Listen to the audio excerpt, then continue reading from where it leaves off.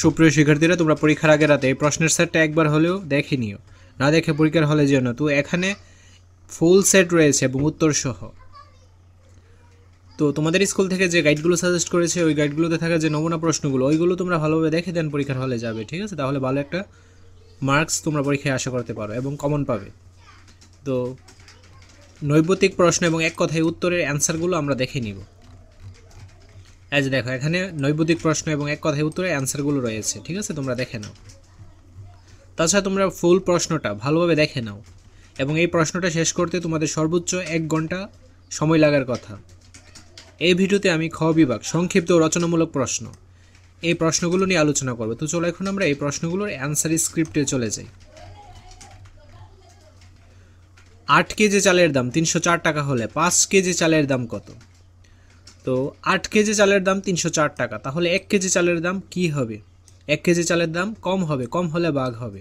দেন 5 KG চালের দাম অবশ্যই বেশি হবে, তো গুণ হয়ে যাবে। দেন 8 দ্বারা 304কে কাটলে 38 হবে, 38 আর 5-এ গুণ দিলে 190 টাকা। একজন রিক্সাওয়ালা সপ্তাহে 1850 টাকা আয় করেন। আয়কৃত টাকা হতে রিক্সা ভাড়া বাদে মালিককে 550 টাকা এবং বাড়িতে 800 টাকা দিতে হয়। এসএসসি 2025 শেষ মুহূর্তের প্রস্তুতি কোর্সটি করে পরীক্ষার টেনশন আজই দূর করে ফেলো। স্পেশাল প্রোমো কোড ব্যবহার করলে পেয়ে যাবে 500 থেকে 1000 টাকা পর্যন্ত ডিসকাউন্ট। কোর্সটি সকল গ্রুপের জন্য অ্যাভেলেবল। বাকি টাকা তিনি ব্যাংকে জমা রাখেন। তিনি জানুয়ারি মাসে কত টাকা জমা করলেন? তো রিক্সাওয়ালার প্রতি সপ্তাহে আয় 1850 টাকা। রিক্সাওয়ালার প্রতি সপ্তাহে ব্যয় 550 প্লাস 800 টাকা, মোট হচ্ছে 1350 টাকা। রিক্সাওয়ালা প্রতি সপ্তাহে জমা রাখেন 1850 থেকে আমরা কি করব? এই যে ব্যয়টা বাদ দিব, ব্যয়টা বাদ দিলে কত পাচ্ছি? 500 টাকা।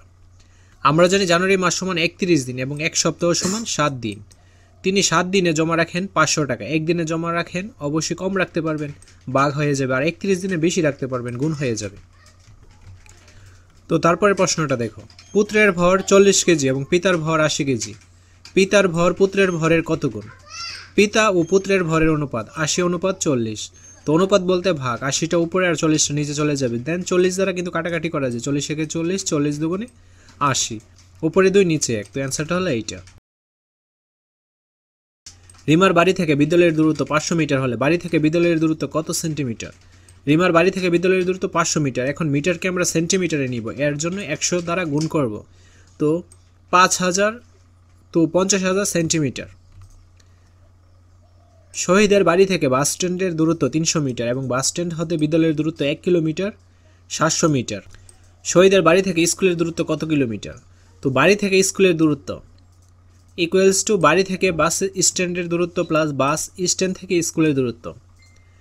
এখানে দেখো, বাড়ি থেকে বাস স্ট্যান্ডের দূরত্ব হচ্ছে 300 মিটার আর বাস স্ট্যান্ড থেকে স্কুলের দূরত্ব এখানে দেওয়া রয়েছে 1 কিলোমিটার, 700 মিটার। তো আমাদের কি করতে হবে? কিলোমিটারকে মিটারে পরিণত করতে হবে, এর জন্য 1000 দ্বারা গুণ করতে হবে। দেন অ্যান্সারটা কি হলো? 1700 মিটার। তো যোগ করলে হবে 2000 মিটার। এখন আমাদের কি করতে হবে? মিটারকে আবার কিলোমিটারে নিতে হবে, এই জন্য তো মিটারকে কিলোমিটার নিতে হলে আবার 1000 দ্বারা ভাগ করতে হবে, 2 কিলোমিটার। তারপর রনির বয়স জনির বয়সে অর্ধেকের চেয়ে 4 বছর বেশি। জনির বয়স 12 বছর হলে 2 জনের বয়সের তুলনা করো। তো আমরা কিন্তু জনির বয়স জানি না, জনির বয়সকে আমরা এক্স ধরে নিচ্ছি। রনির বয়স কি বলছে? জনির বয়সে অর্ধেকের চেয়ে 4 বছর বেশি। তো রনির বয়স হচ্ছে জনির বয়স হচ্ছে এক্স, অর্ধেক, তো 2 ভাগের এক্স, অর্ধেকের চেয়ে কি 4 বছর বেশি, এখানে হবে 4। জনির বয়স 12 বছর হলে, এখানে বলছে জনির বয়স যদি 12 বছর হয় তাহলে রনির বয়স কত হবে? আমরা এক্সের জায়গায় কী দিব? 12 দিব, আর নিচে 2 আর এখানে প্লাস 4, ঠিক আছে? তো 2 দ্বারা 12কে কাটলে হবে 6, 6 প্লাস 4। দেন অ্যান্সারটা হবে কত? 6 আর 4-এ যোগ দিলে হবে 10 বছর, ঠিক আছে? তো জনি রনি অপেক্ষা 12 থেকে আমরা 10 বিয়োগ দিব, 2 বছর বড়। জনি রনি অপেক্ষা কত বছর বড়? 2 বছরের বড়।